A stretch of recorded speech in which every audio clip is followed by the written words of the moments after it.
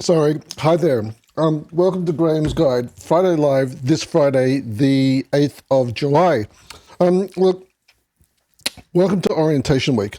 I'm doing something I haven't done before, and I'm going to be providing you with a behind-the-scenes tour of my workspace. I've been working at Swinburne Online for 8 years, and before that I actually worked at Swinburne Hawthorn campus in Melbourne. I worked in the Graduate Studies Department, which looks after PhD students or research students and their supervisors. So I think I've been with Swinburne almost 20 years, all up. No, it can't be that long. Anyway, it's somewhere between 15 and 20 years. And I've been teaching for 7 years of that. I studied at the University of Melbourne, and that's where I got my first degree, my bachelor degree, and then I subsequently went back and also got my master's there. I did a master's thesis, research thesis. So it was really great experience, and has taught me a great deal about academic writing, citing and referencing, and how to write essays. So I feel very confident that I'll be able to assist you and guide you through this unit, learning and communicating online, because in this unit we actually focus on teaching you the academic skills that you're going to need for the rest of your course. One of the misconceptions actually is that people see learning and communicating online, oh, this is going to be easy. In fact, in my experience, any unit that is offered at university level is not an easy. They all come with their challenges. So while you might expect that there will be some familiar areas that what you'll be dealing with that you already know about, we'll probably be looking at them in different ways. One of the things we do at university is we apply theories to what we already know. So you'll bring your experiences to the classroom, but we'll be providing you with literature, readings, and then you'll need to apply this literature to your experience to help you learn more about your experiences and more about the literature. This is an academic undertaking you're starting, and so there'll be a lot of literature to be read. But I actually wanted to show you some behind the scenes right now. So let's have a quick look at what I'm talking about, and bear with me because I haven't done this before. I've got 3 cameras set up so you can see what my situation is. So this is my lounge room. Camera over here. This is my lounge room. I usually work in another room. During the summer, it's very well shaded, but in winter, it's freezing cold. When it's 3 degrees outside, it's 3 degrees inside. So I've moved up here where there's a little bit of heating when I need it, but also we get the north sun coming through this window here. So it's a much brighter, friendlier room to be working in. You'll see here that I've got lights set up. In fact, in this light above me here, there's a camera as well, and I can show you my workspace from above. Here it is. Hello. You can see I've got a very tidy desk here, my coffee and phone and other bits and pieces. This is the screen. When I'm providing with demonstrations, I'll provide demonstrations on this screen here, and I'm not sure if you can see, there's actually nothing here at the moment, but when I'm providing my demonstrations, I actually appear in a little box here. This monitor here, at the moment, I'm using this it has the recording, the application that I'm using to send all the cameras and the audio through, going through this application. It's called vMix. So this is the previous screen. This is the screen that is coming up next. This is the current screen that we're looking at, but I've also got a big preview screen here of what's actually live or what I'm actually recording, so I can see exactly what's going on. Alrighty, let's get back to this. So this is sort of half and half. So you can see, I actually like this background I've got here, but in the screen to my left, your right? It's very confusing. Um, and really, you can see I'm just in my lounge room. So even though on the smaller screen here with the bookshelf right behind me, it looks very nice, and I'm in a very nice area. It's just my lounge room. And so in the other room, which is like a couple of rooms away, is the kitchen. And very often I'll be in the middle of cooking, or I'm also having laundry going while I'm working at home. And I find this is really good because it gives me a chance to get up from the desk. Well, it forces me to get up from the desk. I'm going to the kitchen or changing loads of washing, and doing other bits and pieces that you would normally do from home. And this time away from the computer gives me a chance to think about what I'm learning or about what I'm teaching. And I find that's really good to have those moments of pause away from the computer to think about what's going on. Now, look, I'm living here with my husband. There's just the two of us here. And at the moment he's also working from home, but today he's in at the office. So I've got the whole house to myself today, and I can make as much noise as I like, and I'm not being interrupted by him on his phone calls or his meetings with his officers right behind me here. So we're in the same workspace. We're work buddies, and so that works really well too. So I've got some company here most of the time, at least 3 or 4 days a week. I've got company here working from home, so that works out really well too. But what I wanted to say is that I realize that many people who are returning to study are parents who are also, in addition to doing the regular housekeeping or volunteer work that you might be doing, you may also have your hands full looking after your kids. You're often taxiing kids left and right, or you might have them crawling up onto your lap while you're trying to get some reading done. And so there are many times that there are interruptions that we would probably prefer not to have those interruptions. It happens to me here at home as well. And it happens to all of us. And it's an ongoing balancing act, trying to balance your study and your work and your family. And as far as I'm concerned, family comes first. So whenever I need to prioritize, I always prioritize my family first, and then my study and work receive equal priority. So study is not third. Study is an equal second.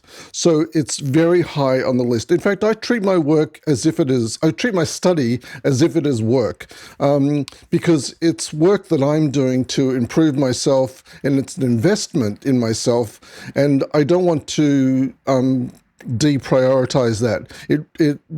My study has to get done just like my work has to get done. And I think that's a useful way of looking at it, because if you start to deprioritize your study, so many other things can come in above it. You really have to prioritize your study and let other people know that your study is a high priority for you, because otherwise other people will interrupt your study. Oh, come and see a movie. What, you want to study? No, come and see a movie. You can study later. Well, your exam might be on the next day.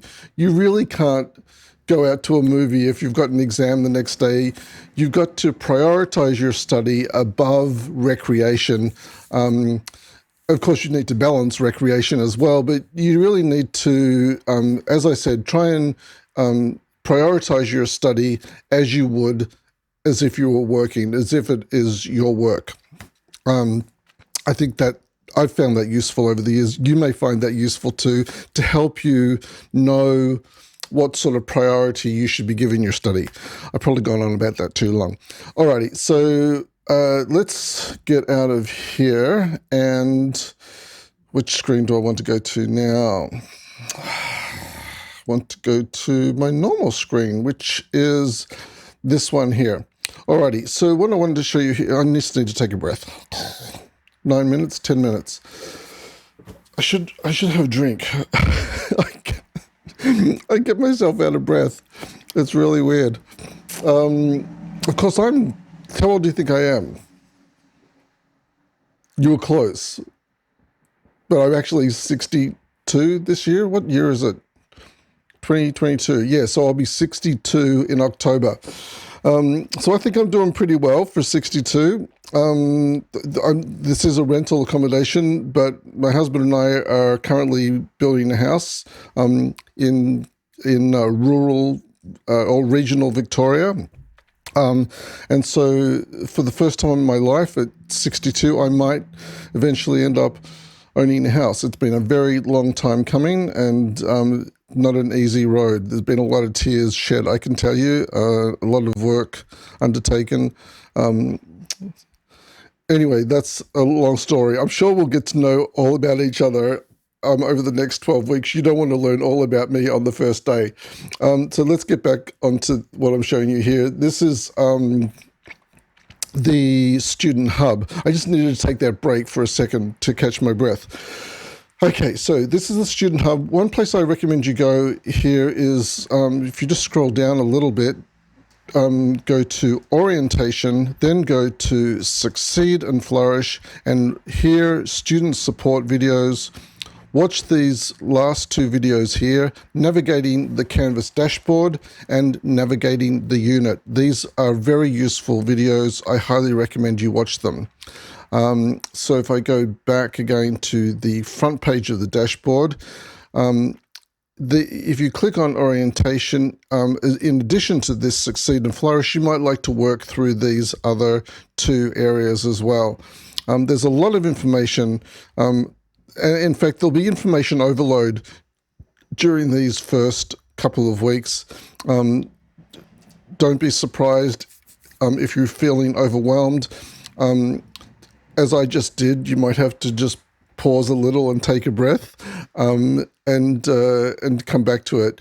If you're not sure about what you should be doing, there are plenty of places you can get assistance. Here, the Help Hub, I highly recommend this area. The student advisors can help you with all of these sorts of issues, which includes enrollment details and academic and study support. The student coaches, if after the first few weeks you're still having issues with time management and motivation, and many of us will have problems with time management and motivation, not just in the first few weeks, but throughout your course. So you can use the student coaches at any time and more than once, but the student coaches can help you with these areas: time management, motivation, goal setting, establishing study habits. You can make an appointment to speak with the student coach at any time. I highly recommend you do this. Just say when it gets about the fourth week in, it becomes a censor state where you need to choose whether you're going to continue with your studies or withdraw. If you're considering withdrawing because you're having trouble with motivation or time management, have a chat to a student coach before you finalize that decision to withdraw, to see if they can help you find some ways to continue with your studies, because that might be reducing to doing just one unit instead of doing 3 or 4 units. And I highly recommend doing this. Don't withdraw from this unit. This unit is critically important to your ongoing studies. So whatever you do, even if you reduce your load to just one unit for this teaching period, try and make sure that it's this unit, learning and communicating online, because we provide you a lot of skills that you will be able to take with you for the rest of your course. The other thing I wanted to show you here is Canvas. So if you just click on Canvas, this is where you'll find our unit, Learning and Communicating Online.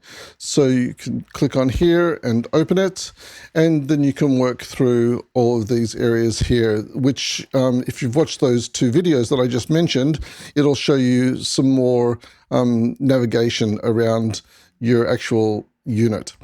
That's as much as I wanted to share with you for the moment. One thing before I go is just make sure you're checking your Outlook email. I'll be sending you important correspondence to your Outlook email address. even if you're forwarding your Outlook email to a private account, regularly check your Outlook email in Swinburne Online's Outlook program, because sometimes forwarded email disappears. We don't know where it goes. We don't know why it happens, but sometimes if you're forwarding your email to a private address, sometimes you may not receive it. So just double check in the actual Swinburne Outlook email program to make sure that you're not missing some of your email, and make sure you're checking that on a regular basis. Okay, well, that's enough for me for now. I will catch up with you in the forums and in the discussion boards, and I'll probably catch up with you again in another video before Monday to provide you with a little bit more guidance. But from now, from me, it's bye for now.